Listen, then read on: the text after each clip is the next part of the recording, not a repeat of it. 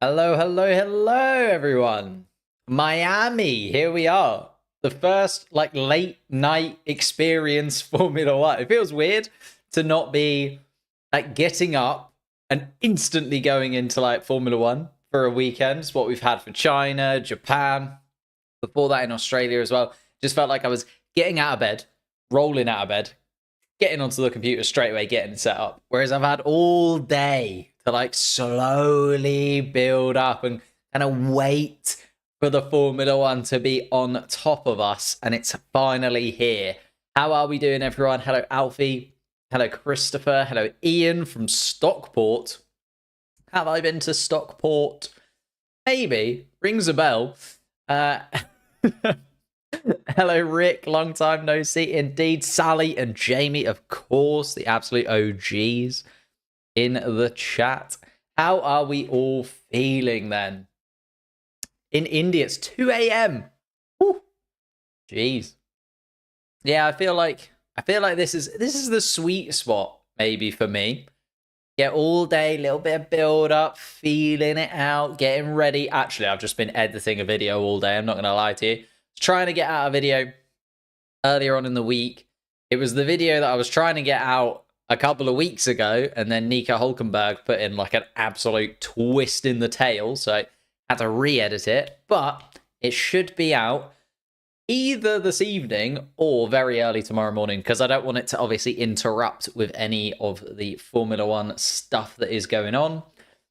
Hello from France. Ooh, love that. French bread makes sense.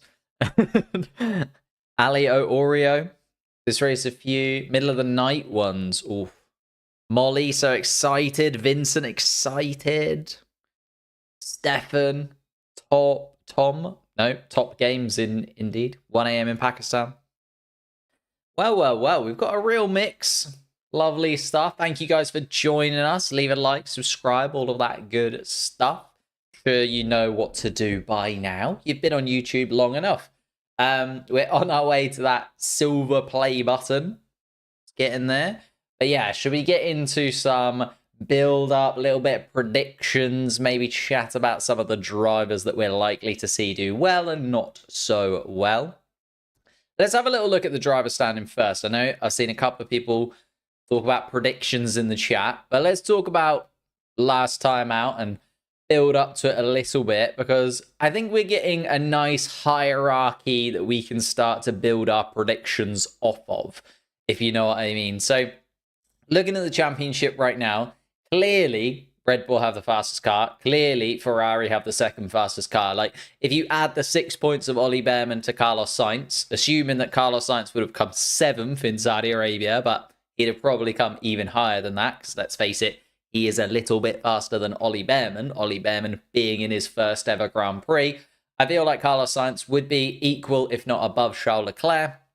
And therefore, we're looking at a very, very distinct sort of Red Bull, then Ferrari, then McLaren this season. And I feel like it's going to play in that favour this time out. Ferrari looked a little bit slower in China, although I feel like the Chinese track did play against Ferrari a little bit in terms of how the degradation works, and also how heavy it is on the front tyres. That's something that Ferrari still need to tweak. They're getting much, much better in terms of their tyre degradation. They're getting much better at understanding how they can get this Ferrari package to be competitive throughout a race rather than just in qualifying, but they're still not quite there on every single track.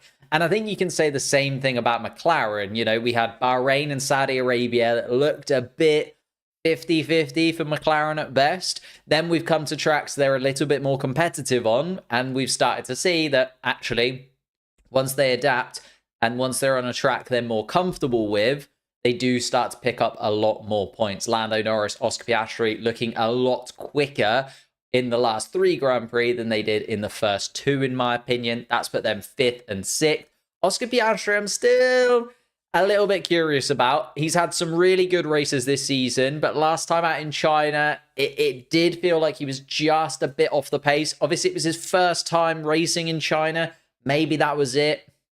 Because he has been quicker on tracks where he has raced before this season. And therefore, I don't know, Oscar Piastri. I've got a couple of question marks. I'd like to see how he does this weekend in Miami. Again, a track that he's been at before, and a track that I think the McLaren car should be a little bit quicker on. Like, don't get me wrong, it's got a couple of fourth places already this season, but it was just last time out. Little bit skeptical. Then you've got George Russell and Fernando Alonso in their little battle for 7th and 8th place, and they've kind of separated themselves out from their teammates fairly comfortably. George Russell in 7th place, 33 points. Fernando Alonso 8th place, 31 points. Fernando Alonso, though, has had a couple of little penalties that haven't gone his way, and couple of things that maybe would have put him above George Russell overall, I think, this season. I think if you're ranking the drivers rather than just the points they've scored, a lot of people would have Fernando Alonso that little bit higher than George Russell. Lewis Hamilton and Lance Stroll then in 9th and 10th place. Lewis Hamilton 10 points above Lance Stroll. And it just goes to show once again that I don't think Lewis Hamilton still is comfortable in this Mercedes car. It's so 50-50 as to whether Lewis Hamilton is able to put in any kind of performance. Like, people were saying he was really good in China last time out, but the only reason he looked good was because he started so far adrift of the rest, and he didn't finish the race anywhere close to like his teammate, for instance. So I think Lewis Hamilton is still struggling. Lance Stroll, for me, is where he's expected to be, right? We're expecting Lance Stroll to finish 9th or 10th every single Grand Prix, and he's not even really doing that at this point. So Lance Stroll, still a lot of improvement and a lot to prove in that Aston Martin car. Then we get into the more kind of interesting and dynamic movements of the bottom half of the grid, because we've got Yuki Tsunoda on 7 points. Ollie Behrman is kind of that barrier of entry to, like, if you're good enough in the midfield, you'll get above Ollie Behrman at some point this season. Yuki Tsunoda jumping ahead of him straight off the bat, I was really impressed with. Nico Hülkenberg creeping up, 4 points, 3-point scoring positions out of 5 races for Nico Hülkenberg. So an exceptional start to the season for him. And we'll talk about his move to Audi a little bit more a little bit later on as well. Kevin Magnussen then just behind in 14th place, the 1 point. But again, kind of showing that the Haas car really has had overall the better package so far this season, particularly in the hands of Nico Hülkenberg, but then Kevin Magnussen sneaking a point in there as well, just showing that really Haas are a lot more competitive than we were thinking. Although, looking back, and over the course of this week, I've gone back and I've watched a few of the Grand Prix from the beginning of this season, and I don't necessarily think it's that it goes both ways. I think Haas are better than we expected. I think they have got more pace. I think that their car is a lot more balanced. I also think, though, that RB aren't quite as good as we expected them to be. Williams aren't quite as good as we expected to be. Stake have lost so many points and so many positions due to their pit stops. And Alpine have dropped off an absolute cliff. So I feel like as much as Haas are good, it actually kind of feels more like everyone else has messed up a little bit.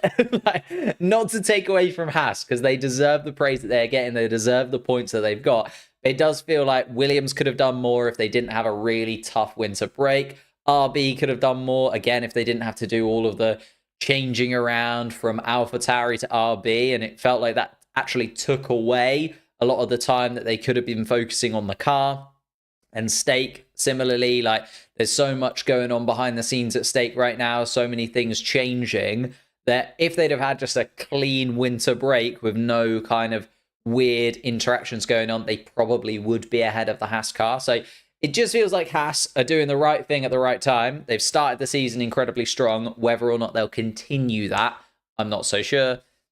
Albon, Ocon, Joe, Ricciardo, Gasly, Bottas, Sargent in that order because of countback. And we can talk about points as well, because I've got a little video coming out about the point system. I put a poll up on the channel earlier on, actually, which I'll grab. And I asked you guys what you think the Formula One points system should look like. And let me see, where are the percentages at right now? So I said, should points be awarded to Formula One to the top 10? So as it is now, and 44% of people said that, yeah, it should just be the top 10 as it is right now. I think there is a little bit of kind of bias to that, in that people don't like change. People really don't like change. So you can kind of take a little bit of pinch of salt with that one. What I thought was quite interesting is because Formula One are proposing giving the points to the top 12, which would definitely change this kind of little section at the bottom. Albon would have picked up some points. Ricciardo would have picked up some points. Sonoda, Hulkenberg, they'd have even more points than they do right now. So I feel like the top 12 is an interesting prospect. Top 15 didn't actually seem very popular. Only 8% of people voted for top 15, but 24% voted for all finishers. So a similar style to like IndyCar, where every car that actually finishes the Grand Prix picks up some points of some kind. And I know there are a lot more cars in IndyCar. They're 30-something cars in IndyCar, whereas just the 20 in Formula One. But it feels like a similar system could be put in place. But I thought it was quite interesting that 23% of people want top 12, 24% of people want all finishers to pick up points. So I'd love to get your guys' thoughts on that as we go through it, and whether or not you think the top 12 should get points, the top 15 should get points, all of the drivers should get points, or just like the top 10 as we have it right now. And we'd have this as our drivers' standings because of it. Quickly construct the standings. Red Bull at the top, Ferrari second, McLaren third, Mercedes fourth, Aston Martin fifth. As I said, there's a clear hierarchy in the top 5 at this moment in time, in my opinion, apart from sort of Fernando Alonso putting in some incredible performances and Lewis Hamilton not really delivering. I feel like the Mercedes and Aston Martins might be able to swap positions a touch, but apart from that, it's kind of written as it is. RB, Haas, Williams, Stake, and Alpine. Again, RB and Haas kind of interchangeable in terms of their positions so far. Williams, I do feel like, have been the 8th best team because Stake have had so many issues with their pit stops, and Alpine have undoubtedly been the last team. So again, even with the top 10 picking up points as they do right now, this is a fair reflection. I think, though, we haven't had any crazy races yet where somebody picks up a podium even though they don't deserve it, or somebody finishes like 4th place even though they're in a Stake or a Williams car. We haven't had one of those crazy races up until now. Let's have a little look at what you guys are saying, though. Points just for showing up in the pit lane. I don't think that. What I would have, if it was all finishers, I feel like we'd have to have something similar to the 107% rule, which is something that we have in qualifying, where if you are 7% slower than the top driver, then you actually shouldn't take part in the Grand Prix the next day. Although, you know, they're a little bit lenient with that, Formula One, depending on like issues if the cars have. But I do actually feel like we could have something similar for the Grand Prix, where you have to finish like maybe, you know, I was going to say within the same lap as the leader. So like if you get lapped, then you miss out on points. Maybe it's like 2 laps. So if you're 2 laps down on the leader, you don't pick up any points. Something along those lines, right? So there is an incentive to like keep pace and keep going and try and get closer to the cars in front of you, on top of the fact that you can't just turn up and get some points for the sake of getting some points. So there it has. Alpine got a new NFT sponsorship. Jesus, have they really? A bit behind the times, aren't they? NFTs still around? I thought NFTs had kind of died a death. I thought that was kind of a thing that had gone. The cringe fest is now going to be... All right, Miami's not. Miami and Vegas, they go all out, you know. 12 points finishers. 15 is a participation award. See, I feel like 15 isn't. Not really. 20 would be if you give it to all finishers with no kind of qualms about it. Logan Sargent should get points for finishing last by a minute. That's what I mean. There needs to be some kind of incentive, right? So there needs to be enough of a gap to the leader where you don't just get points for finishing 5 laps behind the leaders. I think something like the 107% rule, but equivalent for the Grand Prix, where it's like a fair margin of error. Like if you are so far adrift of the rest, you just don't pick up the points. Because a lot of the time when you're so far adrift that you end up getting lapped once or twice, is actually because you've made a mistake, you've spun the car, and that shouldn't be rewarded, right? If you crash, have to drop behind for 2 laps, and then you still pick up points at the end of the race because other people crashed out fully, I don't think that should be rewarded. But there you are. Just showing up in the pit lane? No.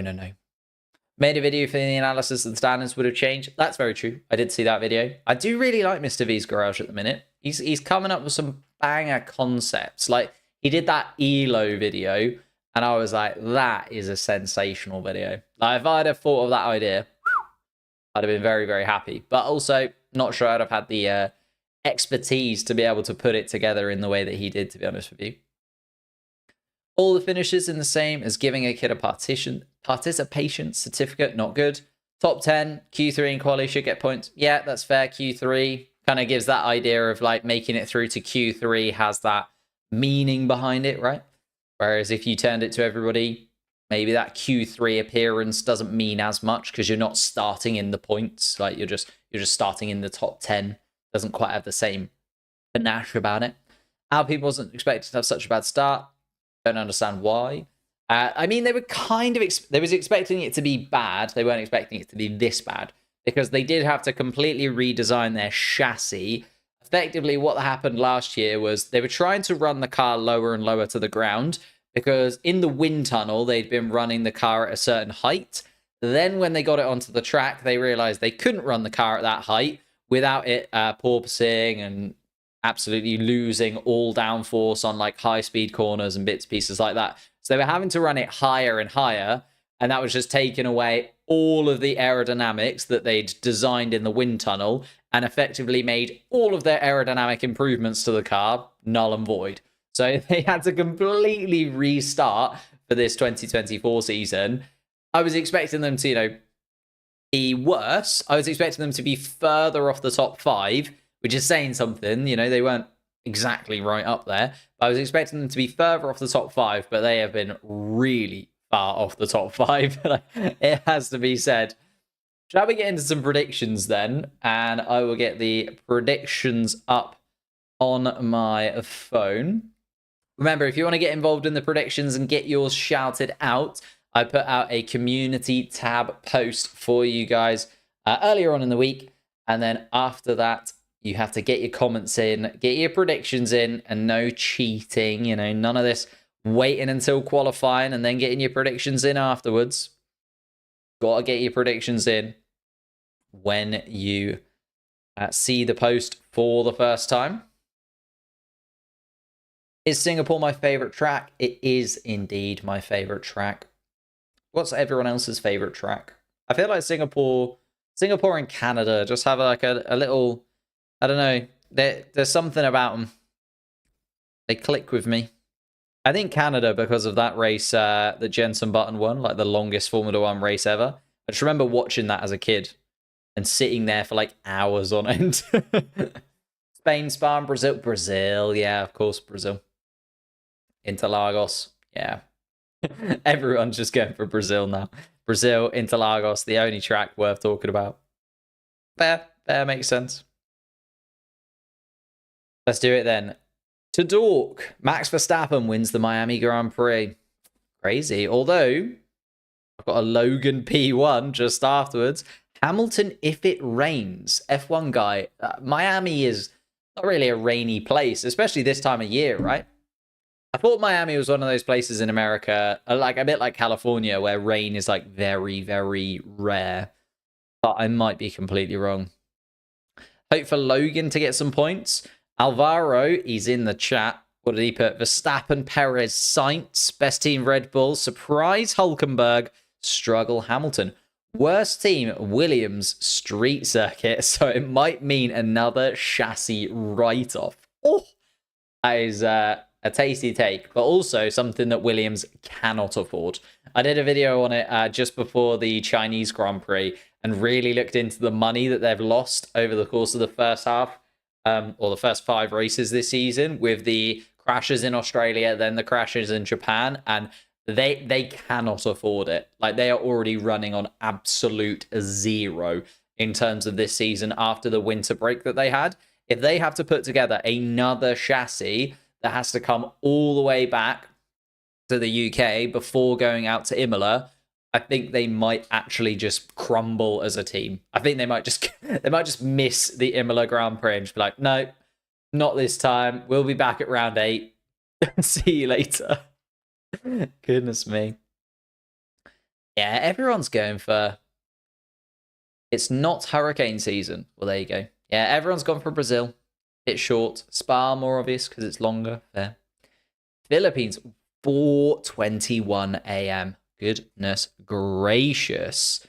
Akira said their podium would be Verstappen and Perez, with a winner, Fernando Alonso. McLaren being the best team. Oh no, I'm reading the wrong one. Verstappen and Perez on the podium. Winner, Lando Norris. McLaren being the best team. That makes a little bit more sense, doesn't it? P1 Lando, P2 Charles, P3 Max, says Victoire. Victoire? I'll go for that. That Formula 1 guy just shouts Portugal. Not sure what he's going for there. Maybe that's his favorite track. Maybe that's where he's from. Happy with the point scoring for the 12th places. Yeah, I could see. I'd like it to be expanded. I'd quite like it to be the top 15 personally, but that was the least voted for option.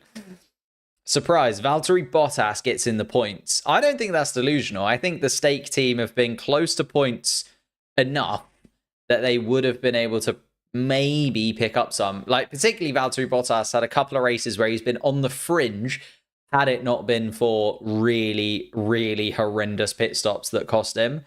And then No Name put in Verstappen, Norris, Perez.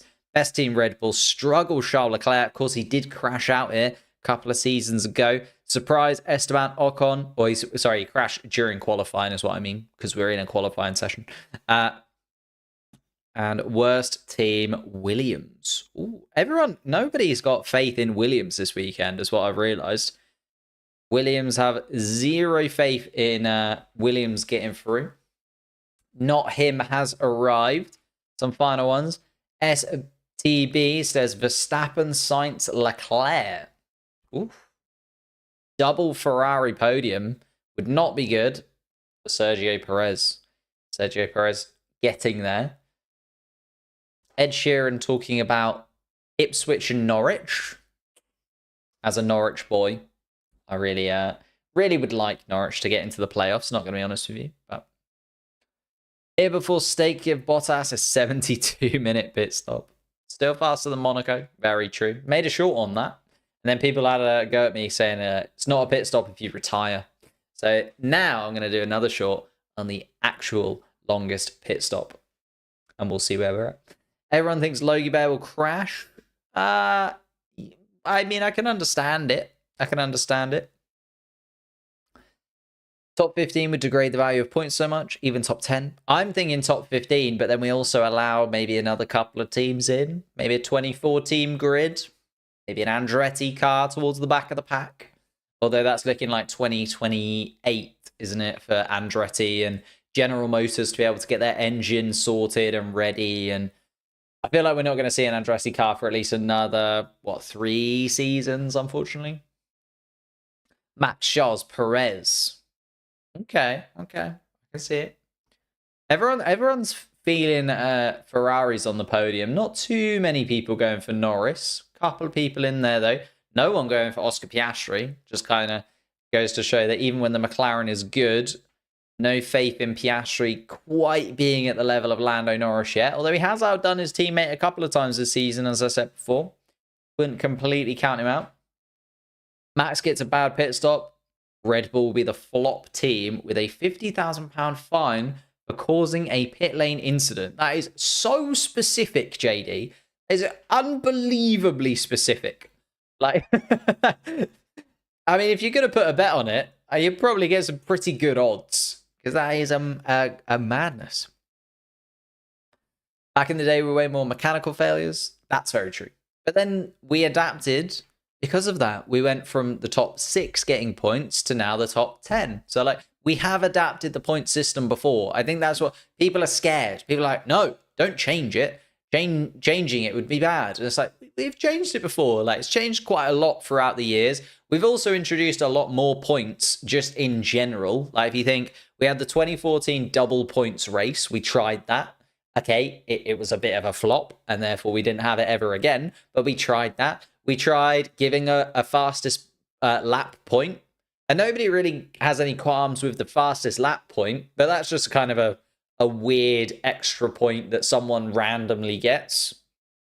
Like, over the course of a season, it's going to make a little bit of a difference. That's 24 points available there this season anyway.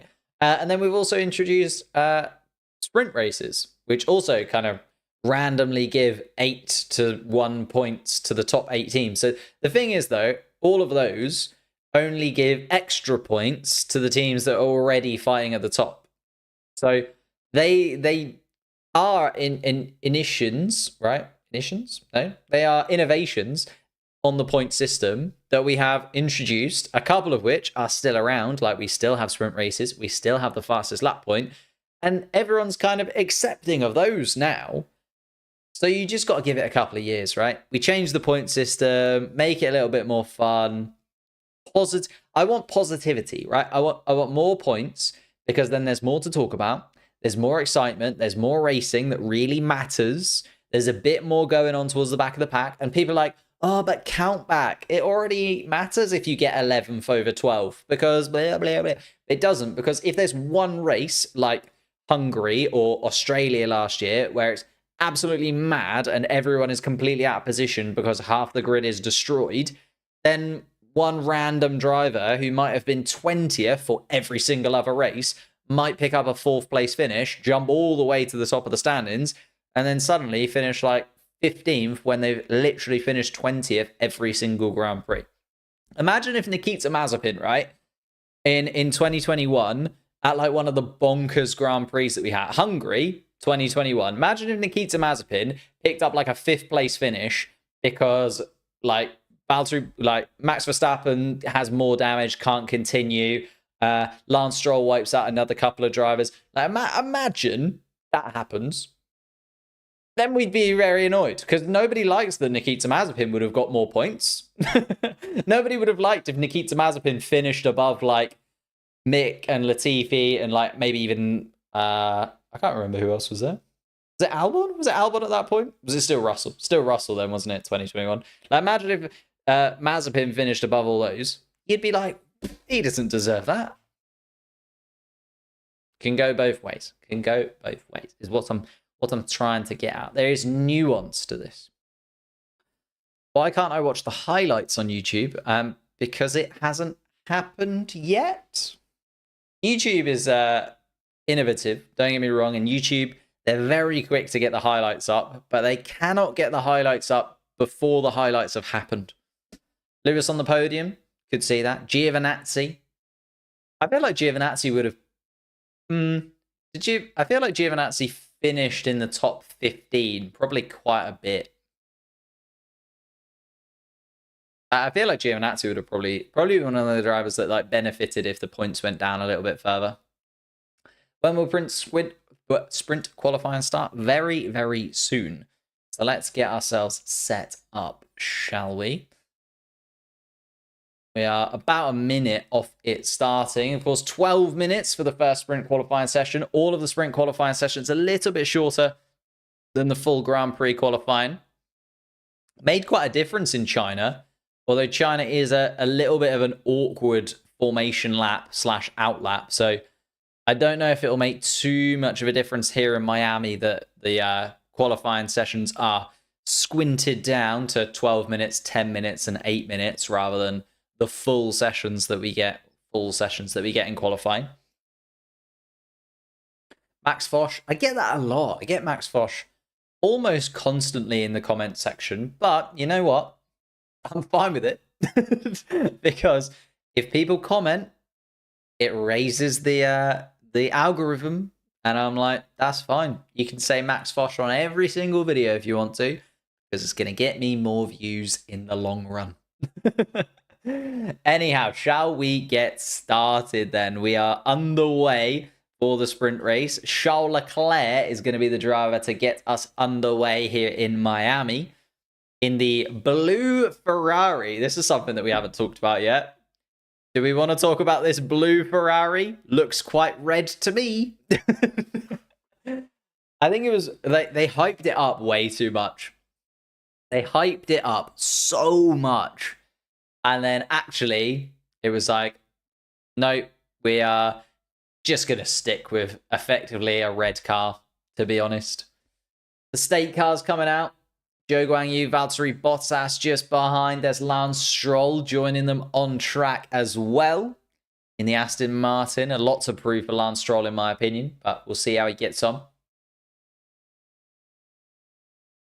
Yeah, blue, in inverted commas. I think the problem was they built it up so much, like with the blue overalls and the blue merchandise, and it felt like it was going to be amazing, and they sold out all of that merchandise like instantly, and then it just wasn't very good, and it was like, oh, this isn't blue, and everyone who bought that merchandise is probably like, oh, I thought it was going to be a real good and real blue, but it's not. The Celebrity GP begins. I mean, all Grand Prix, to be honest, are celebrity Grand Prix. I suppose the Americans push for it a little bit more, but that's because they are newer Grand Prix. Like, you also get a lot of celebrities in Bahrain, Saudi Arabia, like all those Grand Prix. All of the newer Grand Prix kind of push a lot to get people out there and people involved, right? They want to use Formula One as an opportunity to get people to visit the country and come to different areas of the world. But yeah, the Ferrari, disappointing, isn't it? I do like the blue wheel covers. But there we are. Charles Leclerc is starting the first flying lap of the drivers out there. A lot of drivers coming around. Zhou Guanyu is going to be second across the start-finish line. Valtteri Bottas also now on his first flying lap. Oh, Charles Leclerc. Oh, a little bit of a wobble. Gets quite deep and all over the curb. And I think the curb, or maybe just dips onto the paint as well. It's the other side of the curb. And he'll go again, though, will Charles Leclerc. Fernando Alonso, we are now on board with as he just starts his first flying lap. You can see George Russell in the background there coming out of the pit lane. Let's see what Fernando Alonso can do. Very quick in China compared to what I was expecting from him in qualifying. Put in a really solid performance, although should be fairly used to Fernando Alonso doing that. He's done it a lot over the course of his time at Aston Martin, where he just seems to get so much out of that package, even when the pace doesn't really feel like it's there. Fernando Alonso, though, looking pretty decent through this first sector. Obviously not all the way pedal to the metal, but he'll get there.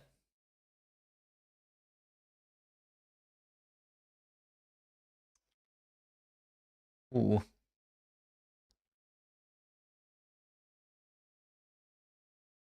Little chicane through there by Alonso. Ooh. Did he do a little touch of the wall there from Fernando Alonso? Quite possibly. Zhou Guanyu and Valtteri Bottas, 129s and 130 deads. I think Fernando Alonso might have just had a little touch with the barriers there. Lance Stroll at 128.9. So Charles Leclerc has completed a lap of 150, but not really representative of his pace. Fernando Alonso 129 dead. It's actually a little bit slower than his teammate. That might have been because of that little kiss with the wall that Fernando Alonso had. Hello, Rowan. Hello, Brandon. How we doing? Get a lot of celebrities in Austin as well. That's very true. As I said, the American Grand Prix kind of push for it quite a lot to have that celebrity endorsement for the Grand Prix. They make it more of an event, I guess. Like, it's not just about the Formula One. They have like the concerts and various events going on around the weekend as well. Like, they try and make it more of a full weekend event that is, you know, cornerstone is Formula One, but there is all the surrounding factors as well that you might go and visit because of that too. Max Verstappen goes quickest in the middle sector. Fernando Alonso is looking a little bit sketchy. Lewis Hamilton, though, looking exceptionally quick. Fastest through the first sector there, you can see Lewis Hamilton, just highlighted in purple. Currently in 13th on the standings, but yet to have a time fully through. And Hamilton, just coming through the middle sector, is now down 4/10. So first sector, sublime. Second sector needs work from Lewis Hamilton. Max Verstappen has gone quickest in that time with a 128.6. Oscar Piastri, I said don't count him out, a 128.6 from him as well. Lando Norris, a 129.1. So Oscar Piastri currently ahead of his teammate. Of course, Oscar Piastri won a sprint race last season. He did the business in Qatar, although it was quite a messy race from a lot of drivers in Qatar. Oscar Piastri picked up the victory there. Of course, that was only a sprint. Carlos Sainz, the only driver outside of a Red Bull to win a Grand Prix in recent memory. Yuki Tsunoda, you say? Should I keep a little eye on him? Where's Yuki Tsunoda lining up? Oh, 4th fastest. Yes, indeed. Yuki Tsunoda. Ahead of Stroll, ahead of Russell, ahead of Hamilton. Yuki Tsunoda right in the mix, only 3/10 off. And you look at Sergio Perez, also within a 10th of his teammate. It's very tight between the top three. Only a 10th between them. Then 3/10 to Tsunoda. Lance Stroll still in 5th. Of course, we are still looking just for the bottom 5 in all of this. So the way that this works, bottom 5 drivers are eliminated. Then we go through to a second qualifying session where only the 15 fastest make it through. At the moment, Zhou Guanyu, Carlos Sainz, Nico Hülkenberg, and Alex Albon would be the 5 drivers to drop out.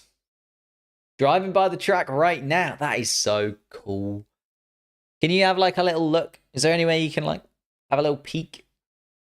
Or is it quite heavily sort of guarded so that you can't get in? Kevin Magnussen complaining about a Sauber. Don't know which Sauber that was, actually. The quick glance I had from the perspective of Kevin Magnussen. Although he is through, Kevin Magnussen, at this moment in time. 4 minutes left on the clock, though, here in Miami, and a lot of laps still to come. Carlos Sainz, in particular, needing to improve. He was 2/10 slower than Daniel Ricciardo in 15th place. So it needs to improve by at least that, but we'll be looking to improve a lot more, considering where that Ferrari usually finds itself, and that's much better from Carlos Sainz. 8/10 faster and gets himself within a 10th again of Max Verstappen. So it is insanely close. Now 4 drivers within a 10th of a second of each other. Charles Leclerc also just a 10th down coming through the middle sector, so he looks like he's going to improve. George Russell in the pits. Hamilton in the pits as well. 3 minutes left to go.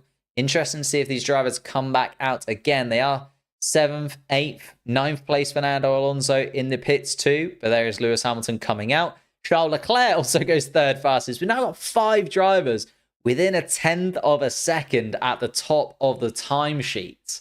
That is how close it is right now. Goodness me.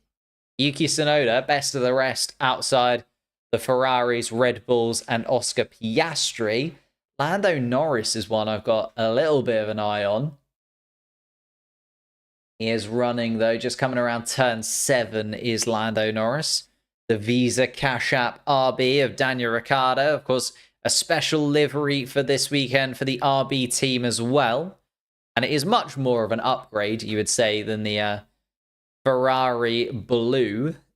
Quite cool. It was really actually quite interesting to see RB release the new livery as well. They did like a car wash thing. It was very, very cool. They got the drivers to like spray paint the car and then they washed it off. Which saying it sounds rubbish. Watch it. It's worth it. Sargent for pole position. I mean, if he can get within a 10th of Max Verstappen, he'll join the crowd. Oh! Oh my goodness me. Oscar Piastri was going for a fast lap by the looks of things. Tries to get in front of the stake, and Valtteri Bottas, it was so close. I think Valtteri Bottas's front right tyre literally weaves between Oscar Piastri's left tyres. And Valtteri Bottas also on the radio complains, so both have their perspectives. We'll see who gets a penalty there between Oscar Piastri and Valtteri Bottas, because somebody surely has to. That is so close to contact between those two, and that would have been devastating for Oscar Piastri. By the way, Lando Norris, told you to keep an eye out on him. He's gone quickest of anybody, goes fastest. Lando Norris with a 127.9. That means we now have, what, the top 4? No, top 3 now, all within a 10th of a second. Oh, wait. No, Oscar actually 7 tenths down. What am I saying? Lando Norris is flying. Lando Norris is flying. That's what you need to know. Norris, Verstappen, Piastri, Leclerc, Perez, and Sainz are top 6.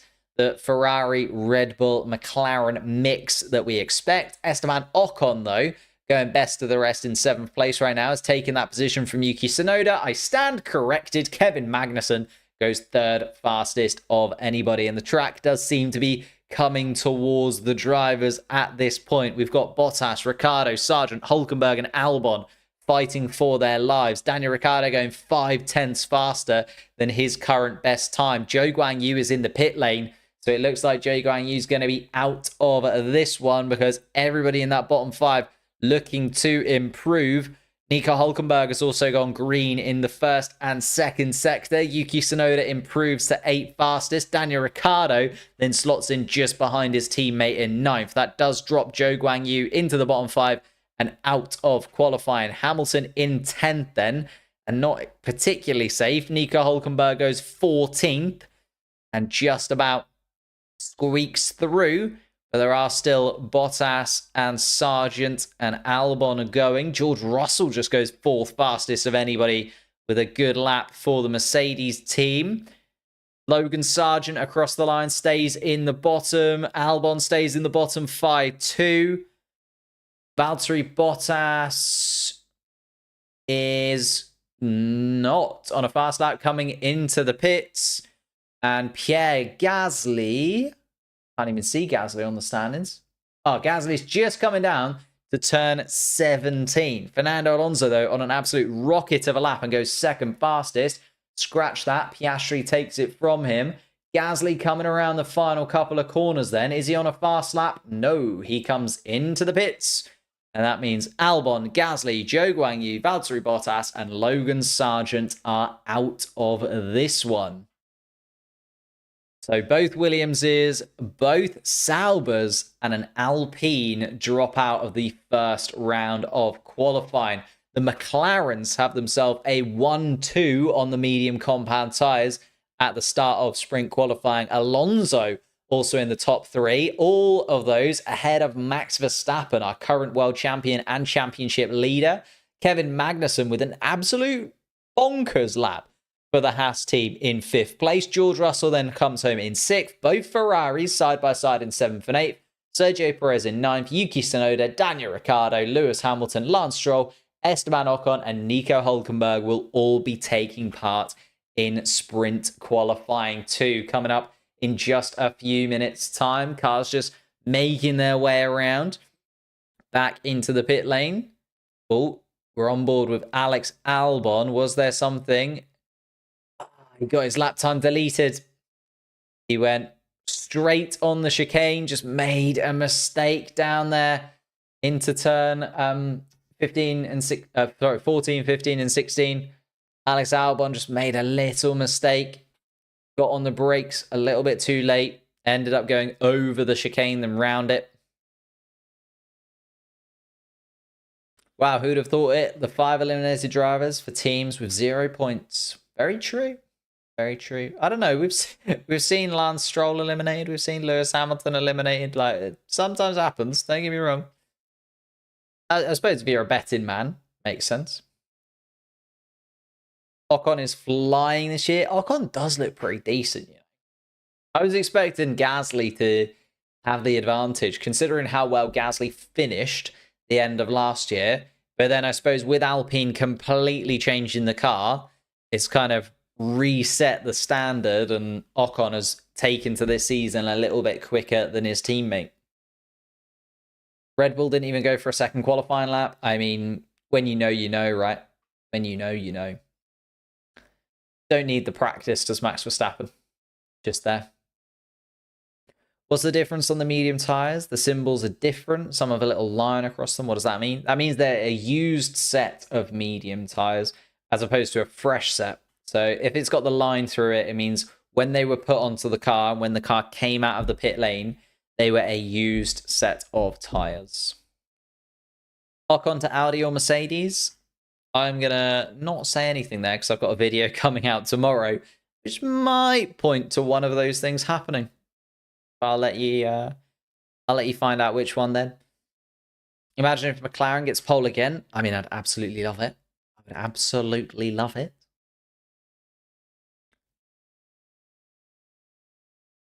Max saving the gas, like earlier today in practice. Very much so. You've got to remember, like, these drivers, you've got to find, like, that perfect rhythm. And sometimes it's better to have just, like, a little bit of a slower lap to find out what's actually happening to the tarmac and to the car itself. And Max is one of those drivers that really does go on, like, the feel of the car.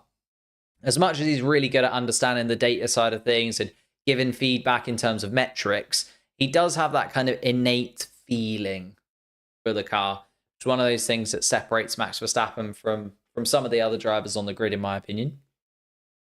We are heading into SQ2, though. As you can see, the reset of the graphics. We're going to look for another 5 drivers to join Pierre Gasly, Zhou Guanyu, Valtteri Bottas, Logan Sargent, and Alex Albon in that bottom 5. If it would have been last time out, it would have been Ricciardo, Hamilton, Stroll, Ocon, and Hülkenberg. So they're the 5 drivers that need to improve if they want to find themselves in that top 10 battle and maybe even just get themselves a pole position. Sorry to spoil the story, but Verstappen takes pole. You're going to look very silly if he doesn't, or you're going to look like a clairvoyant if he does. I hope you're a medium. Although it doesn't seem like you would be because it says you're a big fan. Is the medical car in action during sprint qualifying? I mean, yes, but only if needed. Like, the medical car is always there. It's not like they go, it's only a sprint. Leave the ambulance at home. Which team do I support?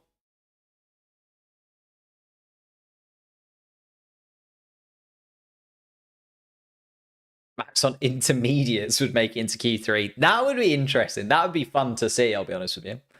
I feel like it would be really fun to see if Max Verstappen, like everyone else was on like maybe mediums or hards maybe. I feel like if everyone else was on soft compound tires, absolutely not. But maybe if they were on like the mediums or the hards, it would be interesting to see like how close he could get. I think he wouldn't get through. But it would be interesting.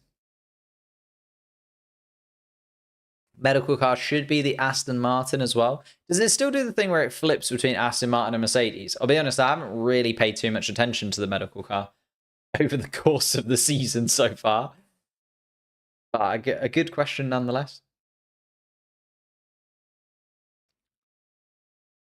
Zach Brown, of course, batting for Oscar Piastri.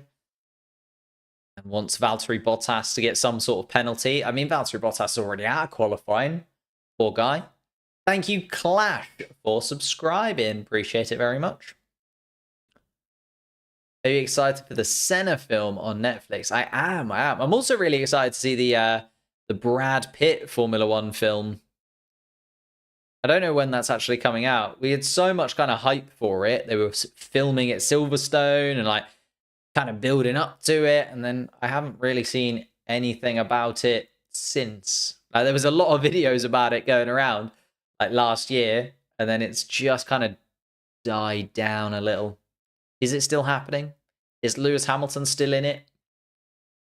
These are questions I have, but really can't be bothered to Google, you know?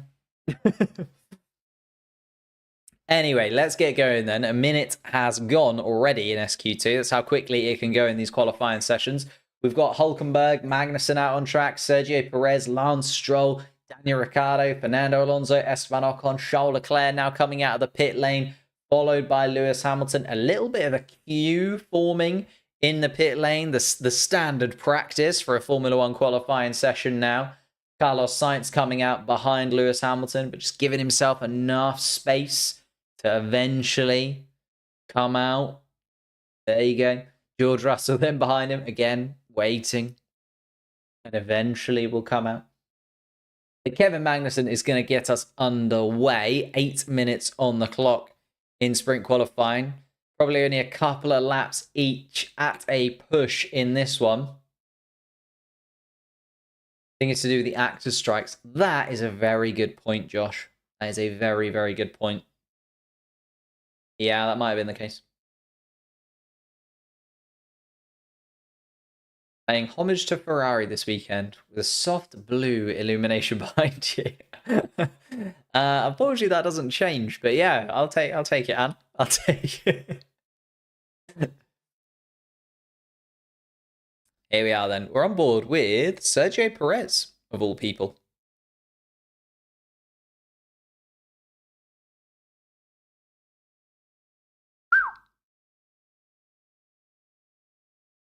So much speed through that first sector, isn't there? Down to turn 7. Basically just throttle planted throughout that entire section from Sergio Perez. So quick through that kind of S that you have through 4, 5, 6, and 7 round to turn 8. Hello, Antonio, mate. Sorry, I got distracted. No problem at all. You're here for the most important bit, a lot of people would argue. Getting yourself into the top 10 starting, well, I was going to say in the points, but near the points for a sprint race. Obviously, the top 8 drivers rewarded with points during the sprint race for tomorrow's Miami sprint. Then we're back live again for qualifying. So if you are enjoying this, leave a like, subscribe. We're live for all of the sessions this weekend, from qualifying, sprint race itself, and the Grand Prix on Sunday too, with all the statistics that you need and the lovely people that are part of our community and part of our chat. What track is on the wall behind me? Yes. And have a little look. No, it's Singapore. Singapore. Oh, hello. Sergio Perez has just turned up. A 1:27.8. Sergio Perez. Are they just going for one flying lap again, maybe at Red Bull? Because that doesn't seem like a build-up flying lap. That seems like a, you've got one shot, Sergio. There you go. And he's done it. Daniel Ricciardo, 1:28. 1. Fernando Alonso comes across the line and goes third, fastest as well. Lance Stroll behind him. Hülkenberg and Magnussen, the slowest so far. But we're still waiting for the majority of drivers to make their way around. Esteban Ocon splits the Hasses there. Got Charles Leclerc coming across the line and going second fastest. I think Lewis Hamilton is next in the line. He is indeed. Only goes 7 fastest. Still slower than Nico Hülkenberg in that, Lewis Hamilton. Not sure that's going to get him through at this point, especially with Carlos Sainz coming across the line and going 5th. We've also then got both of the McLarens, and George Russell goes 8th fastest. Also not vintagely quick. There we go. Oscar Piastri jumps up to 4th place, although still behind Daniel Ricciardo. Lando Norris, though, absolutely flying once again. Fastest in the first sector, fastest in the second sector, and there's Lando Norris, top of your timing sheet, a 1:27.5 from the McLaren. He is turning up the heat. Max Verstappen and Yuki Tsunoda staying in the pits. So Verstappen still in the pit lane at this moment in time, clearly waiting for the end of the session. And then Yuki Tsunoda also, although Yuki Tsunoda coming out on track now, just coming through that first sector. And where's Max Verstappen? There he is, coming out. Nice Miami helmet from Max Verstappen. I do like the helmet this weekend. Ooh, Daniel Ricciardo. Little kiss with the wall as he rounds turn 16. Rear right tyre. Seems okay. Yeah, it's just a little scrape with the wall more for Daniel Ricciardo. Just making sure the wall knows he's there. George Russell making his way back around. Yuki Tsunoda not allowed to race? No, Yuki Tsunoda's just coming around now. Decided to stay in the pits and just go for one flying lap. Same as Max Verstappen. yet to have set a lap time. It's a risk, don't get me wrong, especially if there's a red flag now or anything goes wrong, but could see Yuki Tsunoda and Max Verstappen put in some exceptionally quick times when they're going to have effectively the whole track to themselves, because they're going to have so much space to everybody else who is going for it.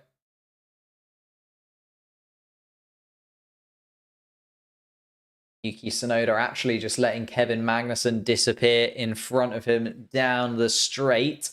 Magnussen just coming to turn 17 now. Yuki Tsunoda making his way down that back straight and just wants that little bit of a gap to the Haas car in front of him. Max Verstappen doing the same thing, just waiting until Yuki Tsunoda rounds turn 17, giving a little bit of space to the RB car in front. But let's see what Max Verstappen can do then. Lando Norris has set the standard at 127.5 and is back in the pits and hasn't come back out again, Lando Norris. So he thinks that that's good enough. Let's see if it is. Max Verstappen goes across the start-finish line. Keep an eye on the Dutchman then. Would possibly get 2 fast laps in, but they'd have to be back-to-back. Everyone else running around. Lance Stroll's going to start his final flying lap. Hülkenberg, Ocon, Ricciardo, Leclerc, Perez, Alonso, Sainz, Hamilton, Piastri, Magnussen, and Russell will come across the line in that order. So George Russell looking like he's going to be the last driver to set a flying lap, although he's going to have to get out of the way of Yuki Tsunoda here. And this is what Max Verstappen wanted. He wanted a lap where he was completely all by himself, and he's going to come all the way around until the final sector, and he's probably not going to see anybody until the back straight, just coming through towards the chicane. Max Verstappen round in that kind of weaving middle sector that we have here in Miami. Has the chicane covered. Just the one lap, of course, for Max Verstappen. Needs to make it count. And is about 4 tenths down on Lando Norris. So it's not a ridiculously quick lap from Max Verstappen. Should be enough to get him through, you would imagine. But it's not the best lap in the world. Looks like he's going to kind of slot in around about Charles Leclerc in the standings. No, behind Charles Leclerc in the standings. Max Verstappen, a 128.0, puts him 4th fastest. That's going to be it from Max Verstappen then. And as I said, Lance Stroll comes across the line now and goes 9th fastest. So that's going to be it for Lance Stroll, you would imagine. Nico Hülkenberg is next. So George Russell is the final car across the line. Hülkenberg comes across the line 10th fastest. So Hülkenberg is under a lot of pressure now, not looking like he's going to make it through. Esteban Ocon takes the checkered flag, I think. First driver to take it. And does not get himself into the top 10. That's it and over with. Daniel Ricciardo comes into the pits, it looks like. Charles Leclerc comes across the line. I don't think improved either. Sergio Perez, still 2nd fastest. Is he going to come across the line or just go into the pits? Sergio Perez opts for the pit lane. So does Fernando Alonso. Carlos Sainz wants to finish his lap because he's 8th fastest at the moment. Lewis Hamilton hit the wall. And that is bad news for Lewis Hamilton because he has not made it through. That is Lewis Hamilton out of qualifying here today. George Russell will be the last man across the line. Can he get himself into the top 10? It's going to be close. No! He is 100th of a second off. I told you it was going to be insanely close. And when I said Nico Hülkenberg was under threat in 10th place and he probably wouldn't make it through, I was completely and utterly wrong. Nico Hülkenberg sneaks through in 10th place. George Russell, 11th. Lewis Hamilton, 12th. Esteban Ocon, Kevin Magnussen, and Yuki Tsunoda. That one flying lap for Tsunoda really didn't work out. And those 5 are out of sprint qualifying too. They will not be in the top 10 shootout.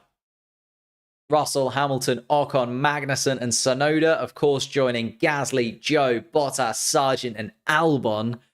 And my goodness me. Lewis Hamilton gets the confirmation that he has been bumped out of qualifying.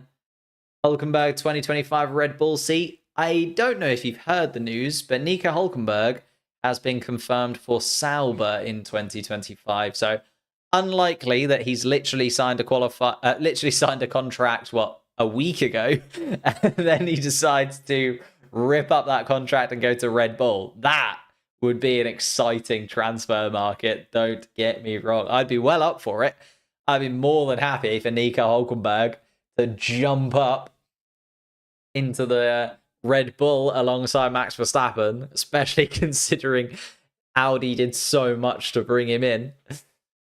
Toto Wolff, head in hands once again for the German. He's probably wishing that he was going to Audi as well, to be honest. George Russell, Lewis Hamilton, both out of qualifying. No Mercedes makes it through to the top 10. We're now looking at Lando Norris and Oscar Piastri, so both McLarens through. Both Red Bulls through. Perez and Verstappen make it. Both of the Aston Martins, Fernando Alonso, Lance Stroll, both Ferraris.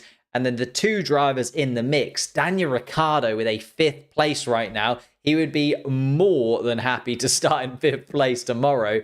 Few more points for Daniel Ricciardo would be a gift right now this season. And Nico Hulkenberg, of course, he's in the top 10. He's always in the top 10. Nico Hulkenberg putting in one of the seasons to remember in his career, in my opinion. He is absolutely on top of that Haas car right now.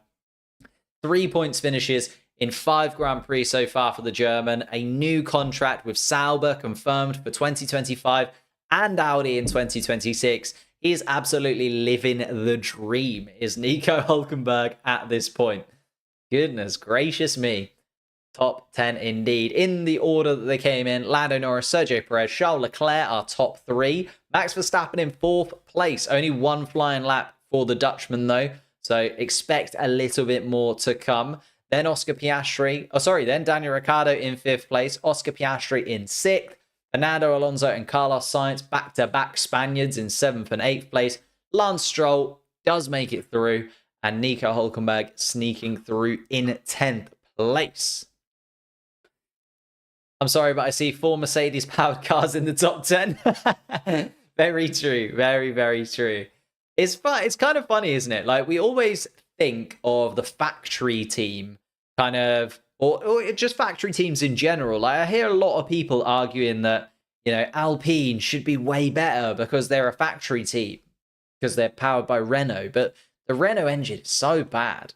Like, just because you're a factory team doesn't mean the rest of the car is good, right? There's more than just the engine going into making that car happen. And all right, yes, McLaren get their engine and gearbox and various parts of their suspension from Mercedes, but they're innovative and they innovate where it matters elsewhere. And therefore, you can see the just rewards are there. Both Mercedes are out, both Aston Martins through, both McLarens through. Same with Daniel Ricciardo. Daniel Ricciardo technically not in the kind of main team at Red Bull, although how much connection there is between Red Bull and RB and how much data they probably share the absolute maximum that you can at this moment in time. But again, makes it through. Whereas the factory teams in Mercedes and Alpine not doing it. And that's why I'm a little bit worried about Audi. Like, a lot of people saying Carlos Sainz should definitely go to Audi. Like, they're a factory team. They'll probably be really good in a couple of years' time. I feel like it's going to actually be quite a slow burn with Audi. I don't think they're going to do what Mercedes did and, like, within one rule cycle be able to, like, jump up and be the fastest team, like, next rule cycle. 2030, remember, is the next kind of big rule cycle change. So are we looking at Audi from 2026, sort of for 4 years, being middle of the road? Quite possibly. And that's why, when people are arguing like, oh, Carlos Sainz has to go to Audi, he's kind of giving away like 5 years of his career there if he does go to Audi, in my opinion, because Audi are going to take a little while to get going. They're not going to come in 2026 and instantly be top of the standings. That's how I feel anyway. So I feel like Carlos Sainz to Audi is probably not going to happen, at least not until maybe 2029, 2030. I feel like then maybe. But by that point, there might be another driver who's better, like another driver who's a different option for them, or maybe Carlos Sainz has dropped off a little bit by then, or Ollie Behrman has become like the next big thing. We don't know. We don't know. There's so much that could happen in 4 years' time at this point. We just kind of have to wait and see. Stroll 2025 champ, unlikely. 2026, maybe. I feel like Aston Martin in a really good spot going into 2026. Just got a bit of a feeling that Aston might be able to do something alongside Honda. It's got like an air of like, ooh, that feels like they could do something. Mercedes is on Pluto right now. Yeah, not quite there, are they? Anyhow, let's get into it.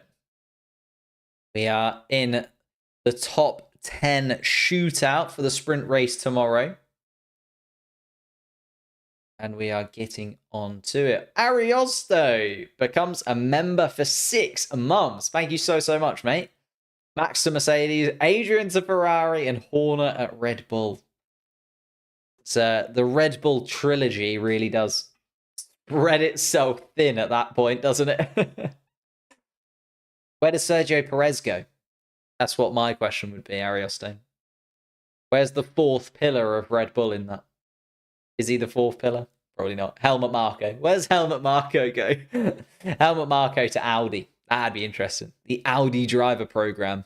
I mean, if he can go to Audi and make their driver program as successful as Red Bull's has been, they'd probably take it. Think of the drivers that have come through at Red Bull. It's been absolutely ridiculous. Most of the grid is Red Bull drivers in one way or another. It's absolutely insane. And even some of the drivers that aren't, Red Bull did want to get hold of.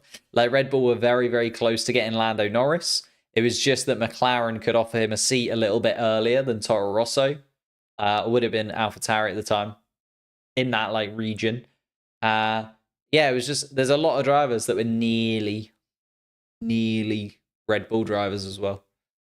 On top of the fact that there are a lot of Red Bull drivers on the grid as it happens. Ferrari have a pretty good academy there as well. Sergio Perez was Ferrari. Lance Stroll was Ferrari. Got a pretty good driver lineup. Ollie Behrman obviously coming through. Why they stopped? Because there's not really enough time to do 2 flying laps. So it's a little bit of a weird quirk of the sprint race qualifying being shorter. They don't really have enough time to do the laps that they need to. So they might as well just go for like 1 flying lap. So we're almost going to see like a 1 lap shootout, which wasn't an option when they were coming up with like the sprint race format. They were debating doing like a 1 lap quali where you do like a sprint shootout kind of thing. 2026 will show who is the strongest of the Holy Trinity. That would be good, to be fair. It would be very, very exciting.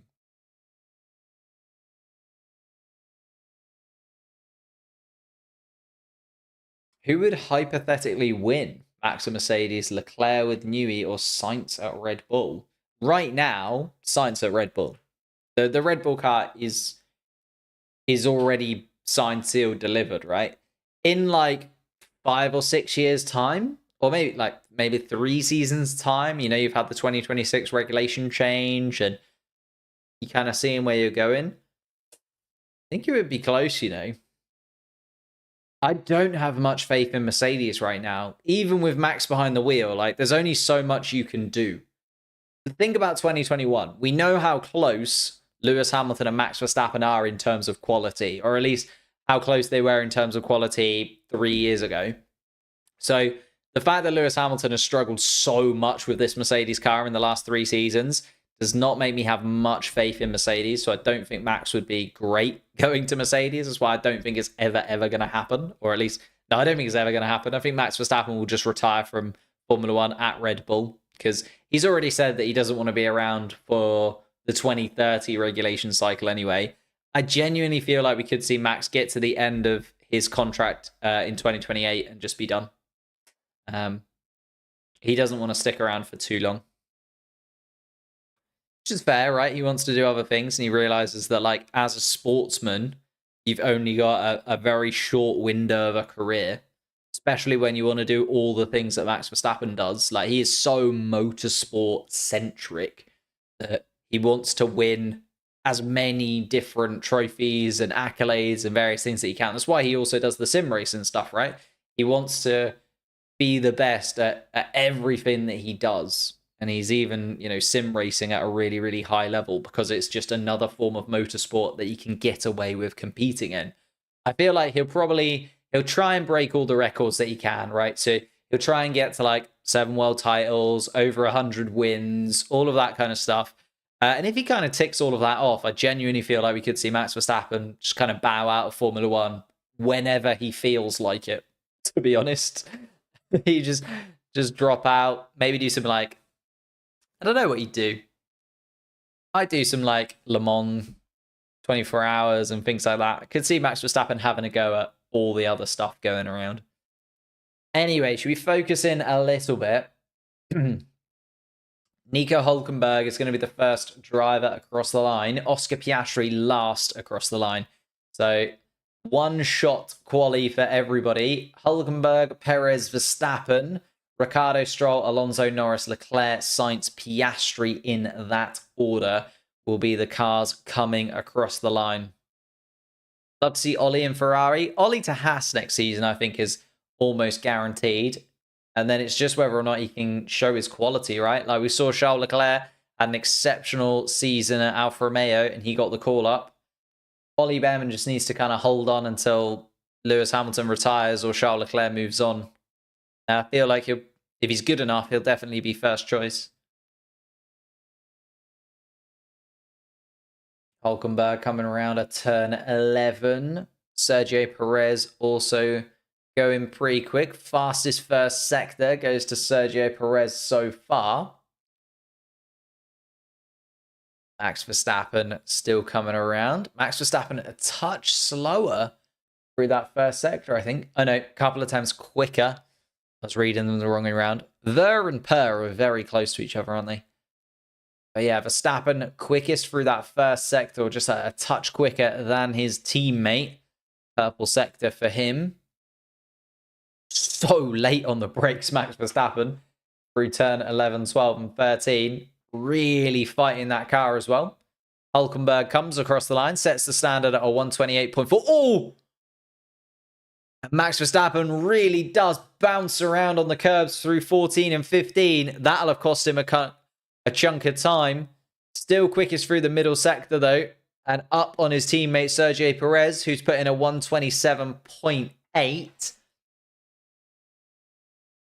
Verstappen is going to be next across the line with Daniel Ricciardo just behind. Daniel Ricciardo going moderately okay through the first and second sectors, to be fair. And it is provisional pole for Max Verstappen, 127.6, even with that bump through the curves. Lando Norris is 7 tenths down on Max Verstappen's time. Soft compound tyres not looking as quick as he was on the medium compound tyre. Lance Stroll 4th fastest, so Daniel Ricciardo will be ahead of Lance Stroll and Nico Hülkenberg. Fernando Alonso, only 5th fastest for Fernando Alonso. Lando Norris is next. Goes 6th fastest, so he's behind the Aston Martins there, Lando Norris. Not where he'd have expected to be. Charles Leclerc, just a 10th off of Max Verstappen. Goes 2nd fastest as the Monegasque. Carlos Sainz and Oscar Piastri last across the line. Then Sainz, 5th fastest of everybody. Behind Daniel Ricciardo in 4th place. Sublime from the RB of Daniel Ricciardo. And then Oscar Piastri is going to be last across the line. Comes through. And 6th fastest for the McLaren. So it's going to be Max Verstappen on pole position for the sprint race. Charles Leclerc in 2nd. Sergio Perez in 3rd. Daniel Ricciardo, I'll tell you what, that new chassis that he got in China, much better from him in China. Obviously got brutally taken out by Lance Stroll. And he's come back with a vengeance, this time in Miami. The V-carb of Daniel Ricciardo, 4th fastest. Quicker than Carlos Sainz in 5th place. Oscar Piastri will start in 6th. The Aston Martins will start side by side in 7th and 8th place. Lando Norris starts in 9th place after all of that build up in Q1 and Q2. Doesn't quite get there in Q3. And Nico Hulkenberg starts in the top 10 as he normally does. Told you that Max Verstappen takes fall. I told you, mate. You're a medium. You're a medium if ever I've met one.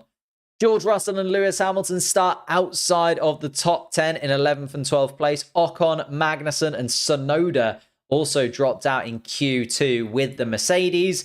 Pierre Gasly starts in 16th place, and he'll be just in front of the two state cars, Zhou Guanyu and Valtteri Bottas starting 17th and 18th. Logan Sargent and Alex Albon will start in 19th and 20th place. Goodness gracious me.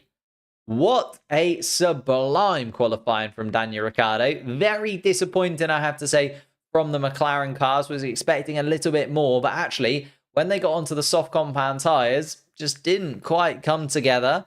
Lance Stroll does outqualify his teammate Fernando Alonso, which is one to be kind of having a look at, although both of them start within the point scoring places. Remember, the top 8 score points in tomorrow's qualifying session. Sprint race. But we will be live for that. So make sure you subscribe to the channel, hit the like button if you haven't already. Thank you guys so much for watching. I'm going to disappear fairly swiftly because we're going to be back again twice tomorrow, and we will be live. Plus, there will be a video out on the channel within the next few hours as well. So keep your eyes peeled. Thank you so much again. I'll see you next time.